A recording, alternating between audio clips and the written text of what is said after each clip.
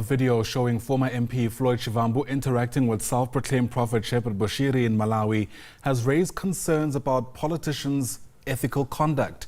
Shivambu has visited the fugitive at this weekend in a move that's been shunned by his own political organization, that's the MK party. But other questions have been raised on the standards that politicians should be held to and the impact of their individual integrity. Let's speak a bit more about this with political analyst Professor Sethulego Matebesi, who joins us now via our video link. And Prof, as always, it's lovely to be speaking to you. Thanks so much indeed for making time to speak to us.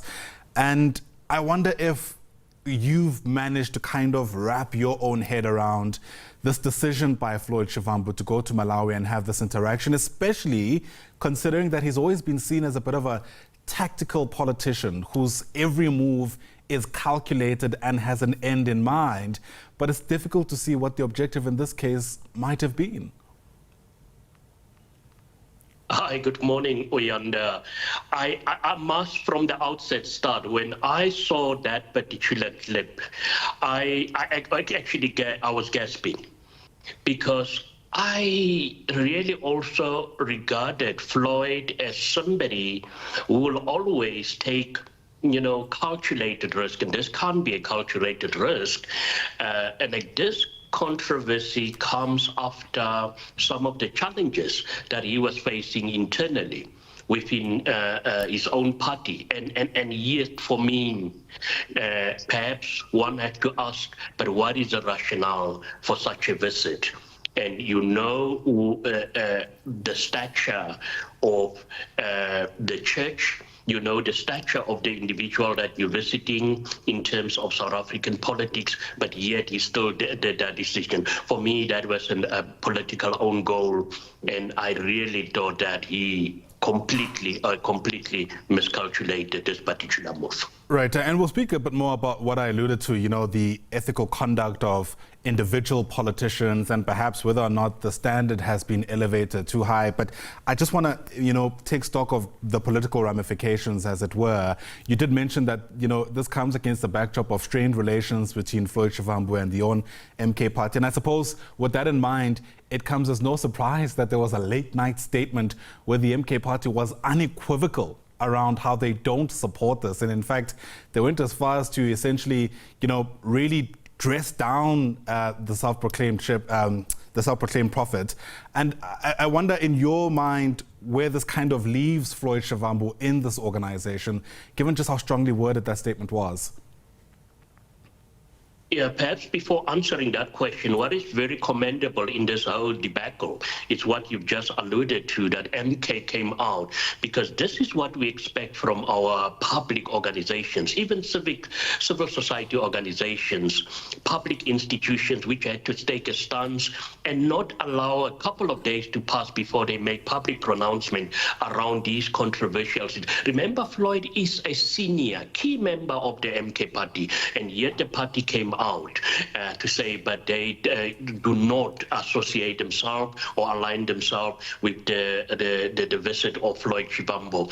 This in itself, I will not be surprised that this will perhaps give those who already had the guns out for Floyd within the MK party perhaps to take another onslaught on him to say, but he's not fit to hold the position of being the Secretary General of a party which wants to unseat or actually challenge or become the main political party in South Africa. You can't have the face of the party being involved in such controversial issues. So there will definitely be political ramifications, and I will be surprised if MK party does not take disciplinary action against Floyd Shivambu. Will you though, Prof? Will it really take you by surprise, given what we've seen politicians get up to in the past? I mean, this is the same Floyd Shivambu who, at some point of his own career, had spoken really strongly against Jacob Zuma, came out later on to say that they were misled about the former president. And here we are today.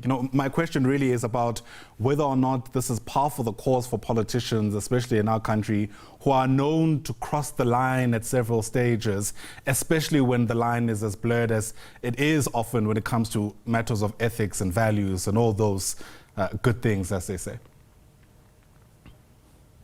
Yes, no, well, we should look at a context. So we're talking about the political context here, and we know what has been happening within the party. And that's why I say there might be those within the MK who will definitely push for a disciplinary hearing, because for me, this is definitely one particular case, a clear case of bringing the party into disrepute. And if MK is not going to act against that, even take some form of disciplinary action, a disciplinary hearing and not perhaps action, because that's two different things.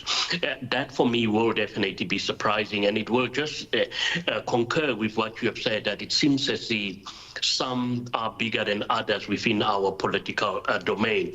But at another level, ethics, it's also about what you do behind the scenes. And here we're talking about the public domain, where I strongly believe that a politician with such a high stature of Floyd Shivambu may have political confidence that he would have confided in them before going to Malawi. And the question is, was the lines of rational good advice being blurred in this particular case?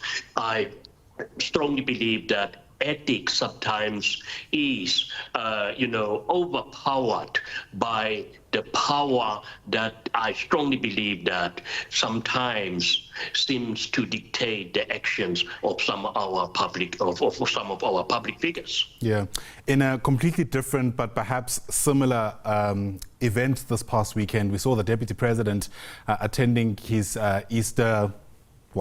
marking Easter, I should say, at the Kwasizabantu mission in KwaZulu-Natal, which itself hasn't been shrouded in glory over the past couple of years, perhaps. We've known of widespread alleged human rights abuses that were carried out there. In fact, it's been confirmed that a rape did take place on the premises and that there was virginity testing that was conducted under the guise of cultural rights. And here we still had a deputy president going to attend his Easter service there and speaking in quite flattering terms about this mission. I wonder whether, again, you're finding that there are, ethical lines being blurred insofar as the conduct of politicians is concerned here.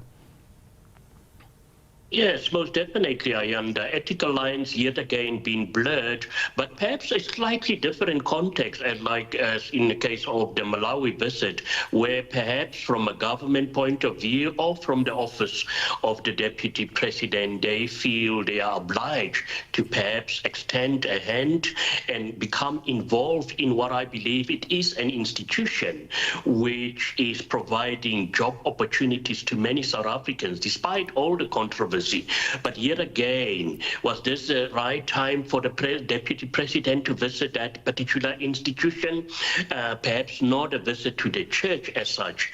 But that's why I say I'm going to leave it to the listeners. It's very difficult perhaps to say whether this blurs the lines of ethics. But as a politician, let alone being the deputy president of the country, you would not want to be associated with institutions and behind the scenes that are so, obviously involved in such a controversy that it even affects the human rights, allegations of serious human rights abuses. Then you've got a deputy president going there. What message is such a particular visit conveying to South Africans in terms of what I believe it's one of the fundamental aspects that our constitution, our constitutional democracy is fighting against, and that is human rights abuses.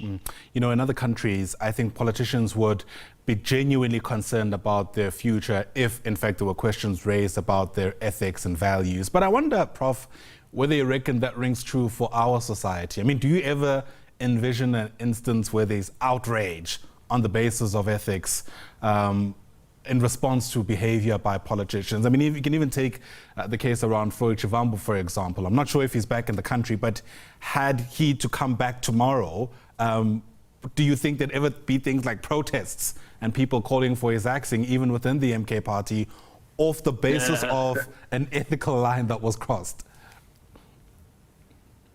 No, unfortunately, Ayanda, it will be business as usual. And this is typical of what South Africa has become. You can go to any community. Go and look at how community organizations has been collapsed by the ethical conduct of the local leaders. And they act because the environment is conducive. The South African political and societal landscape, it's a landscape where South Africans have taken a backseat, because once you raise your voice, you either become a counter-revolutionary, and I don't understand what that does mean, because there's no revolution in South Africa. The revolution should be on service delivery and not a revolution of, disrespecting South African citizens. And this is what is happening. I do not believe that, besides perhaps some action, some form of action from MK party and some blurred, muted, conversation from the African National Congress about the deputy president visit, I don't believe that any other parties will raise concerns.